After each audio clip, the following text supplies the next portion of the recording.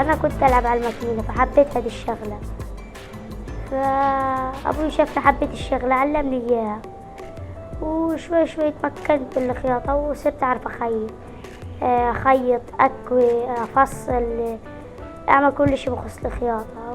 وأنا أبويا بركن عليا، صار كل شي يطلع مشاوير ويروح، يسيبني لحالي بالمحل يركن عليا يعني. حبس عليك.